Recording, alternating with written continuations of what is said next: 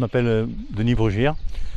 Je suis installé en Auvergne depuis 1984, ce qui veut dire que la retraite approche. Et actuellement, j'ai 250 brebis mères Île-de-France et 50 agnelles par là, 5-6 béliers. Je fais un agnelage au printemps, mars-avril. Les agneaux sont mis à l'herbe dès le mois de mai, début mai.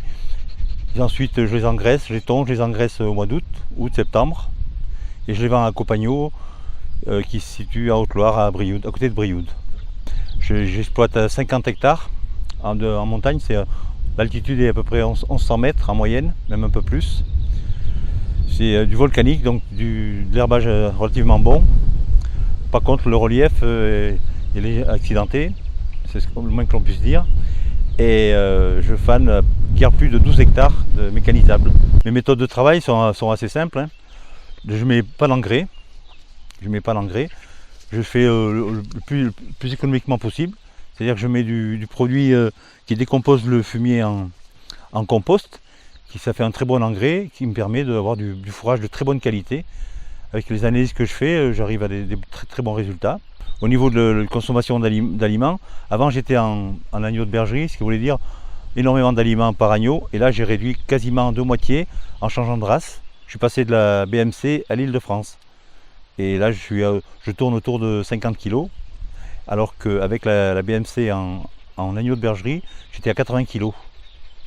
Donc ce qui fait une économie assez conséquente. Bonjour, bienvenue à la ferme d'Élise Ariane. Je suis Elisabeth. Je suis Ariane. Cette ferme est née d'un projet de créer quelque chose d'important à toutes les deux.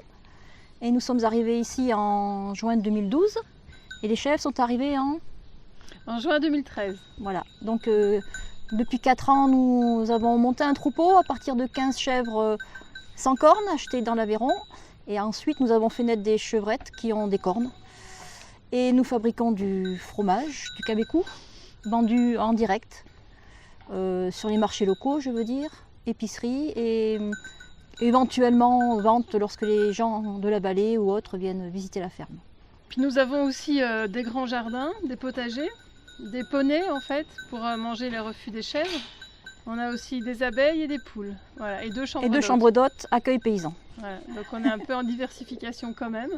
Donc c'était pas notre métier. Elisabeth est enseignante et moi je suis architecte. Et en fait j'ai une maladie aux yeux qui fait que j'ai dû en fait arrêter à peu près mon métier. Voilà. Maintenant je suis très bien soignée, mais il m'était conseillé de travailler plus du tout sur ordinateur. Voilà ce que je fais. Et donc je crois que notre amour de la montagne à toutes les deux, plus cette raison-là, nous a poussé à réaliser ce projet. Et à reprendre une ferme familiale qui était quasiment abandonnée depuis la fin de la Seconde Guerre mondiale, avec un fermier dessus. Et nous avons pu reprendre l'exploitation, un corps de ferme et 5 hectares qui nous permettent bien sûr de faire pâturer les chèvres au maximum. Je ne suis pas issu du milieu rural. Au départ, j'étais bien dans l'agriculture, mais j'ai détourné dans l'administration, après dans le privé. Et la passion des moutons, c'est un métier que j'ai choisi. Je l'ai eu en faisant de la randonnée dans les Pyrénées. Et depuis, j'aime toujours les moutons. Et la retraite, je pense que ça sera très dur pour moi d'arrêter les moutons. Alors l'installation, c'est une succession d'étapes à tout niveau, on va dire. Aussi bien au niveau de nos connaissances qui étaient quasiment nulles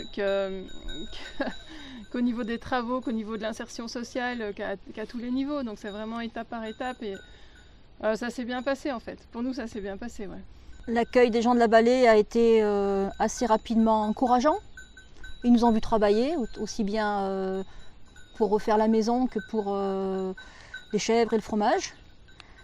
Les femmes ont retrouvé le goût du fromage d'antan et petit à petit, nous nous sommes sentis de mieux en mieux, ce qui nous permet de dire aujourd'hui que nous allons rester ici.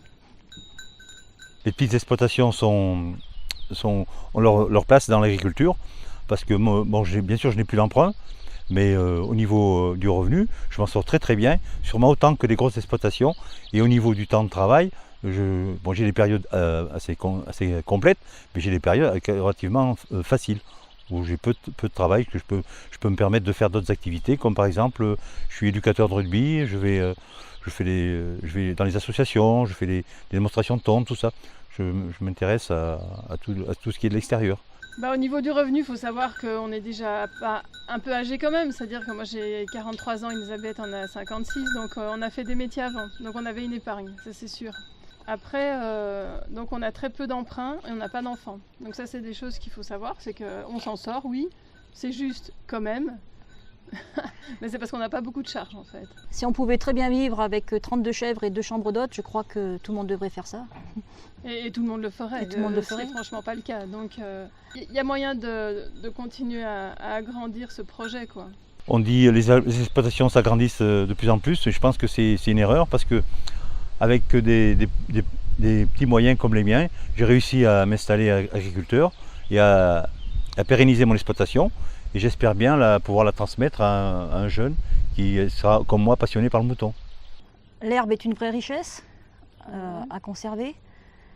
Et étant en Haute-Savoie après, vu la valorisation des produits de la Haute-Savoie, du Beaufortin ou du massif des Aravis, c'est vrai qu'ici, il n'y a peut-être pas assez de prise en compte de la montagne. Donc il n'y a pas assez de valorisation des produits, ça c'est certain. Et peut-être de fierté de ce métier de paysan qui est beau, quoi. Épuisant mais beau. Ils se sont cassés. On en a marre.